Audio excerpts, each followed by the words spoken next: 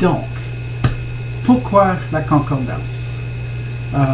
C'est sûr que juste pour mettre les gens à jour, nous sommes en train de passer notre programme particulier d'urbanisme à 2 endroits à la ville et modifier les règlements de zonage et modifier les zones comme telles dans certains endroits de la ville pour en effet encourager la densification.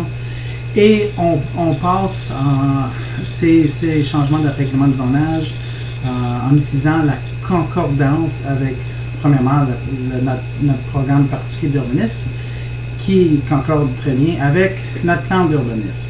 Donc, aucunement de ces règlements-là sont assujettis à un référendum. Donc, pourquoi on fait ça? Parce qu'on pourrait quand même passer en termes de... On peut possiblement quand même faire un référendum pour les changements de zonage, et moi je suis en désaccord avec ça, pour tout simplement la bonne raison que je regarde les mesures qu'on prend maintenant comme des mesures d'urgence. Pour moi, c'est hyper critique qu'on va vers le devant avec tout ce qui se passe présentement. Juste pour vous faire un rappel de la situation de la ville. Notre ville, je dirais, à 100% horizontalement développée. Notre ville est vraiment, étant donné que dans les années 90, lorsqu'on a quasiment doublé notre population, on a doublé ça de façon non intelligente. On est principalement des maisons de premier acheteur. Donc, notre base de taxation est réellement faible. Donc, en regardant ça, c'est sûr que l'administration, dans le temps, pouvait facilement passer des gels de taxes. Vous avez des taxes de mutation qui rentraient à gauche puis à droite. C'est sûr que c'était facile de démontrer « Ah, vous êtes des bons administrateurs et tout ça », mais en réalité, ils ont très mal développé la ville. Et donc, nous sommes à la situation présentement quasiment unique dans la CMM, où on est quasiment 100% développé, et aussi la partie développée est vraiment faible au niveau de notre potentiel de taxation. Donc, on se compare à Saint-Eustache. Si pour chaque dollar d'infrastructure que les autres dépensent, de 65 à 70 sous provient des payeurs de taxes résidentielles.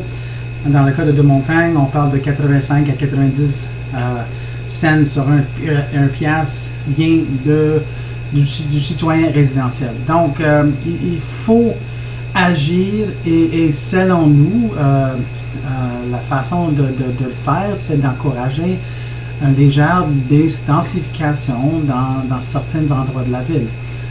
Ça, c'est pourquoi on a créé 3 programmes particuliers d'urbanisme. Il y a 2 qu'on va vers le devant durant notre mandat. L'entrée ouest, ainsi que celle du Gare Grand Moulin et Chemin d'Oka ensemble. Pourquoi agir maintenant et pas on attend à la prochaine administration? C'est parce qu'on est déjà trop tard. On est déjà trop tard avec nos démarches. Il faut absolument qu'on mette le cadre réglementaire en place immédiatement pour encourager le redéveloppement de notre ville. Pour qu'on a plus, en effet, comme je suis ingénieur, c'est comme il faut regarder ça en termes de rentabiliser la pied carré de notre ville. Dollar par pied carré, c'est une façon de le voir, mais moi je le vois ça comme ça. Et pourquoi c'est la raison pourquoi je porte tout ce qui se passe ici présentement à la ville. Il est hyper important pour nous d'agir rapidement. Pourquoi? C'est parce que pour chaque... on regarde l'entrée ouest. La différence entre 8 maisons unifamiliales qui va générer peut-être de 30 à 35 000 dollars de taxes par année, en place de 30 à 35 habitations de maisons de ville qui peut générer de 90 à 100 000 dollars de taxes par année, de 70 000 dollars de différence entre les deux. regarde, on a 7000 portes à la ville, c'est 10 par maison. Donc, on dit que sur vos taxes, c'est 10 de moins que vous allez payer. Ça va prendre des 10 par projet ou par endroit. Ça prend des 2 ça prend des 5 ça prend des 10, des 20. Il faut absolument agir. Donc, la façon que je vois tout ça, c'est que c'est des mesures d'urgence. Il faut le faire rapidement. En même temps, il faut considérer les voisins, l'harmonie entre tout ce qui est en place et présentement. Puis l'entrée ouest, on regarde ça encore. Qu'est-ce qui est proposé pour le terrain vacant au sud de le chemin d'Oka, près de la 27 et 28e avenue? On propose des maisons de ville, 3 étages. Je m'excuse. Pour moi, en effet, la genre de clientèle qui va rentrer là, c'est une clientèle probablement relativement tranquille, soit des jeunes couples ou des couples où les enfants sont déjà quittés. Donc, c'est quand même un bon endroit pour des gens qui vont habiter là. Écoute, la façon que je vois ça, c'est on respecte qu'est-ce que le milieu, étant donné qu'on parle de chemin d'Oka, il y a quand même plein de multi-logements sur le chemin d'Oka à l'entrée de la ville. Pour moi, c'est illogique. En effet, la façon dont je vois ça, c'est que comme conseiller municipal de la ville de Montagne, je serais irresponsable de ne pas regarder ce terrain-là comme une opportunité de générer plus de richesse pour notre ville. Je serais irresponsable.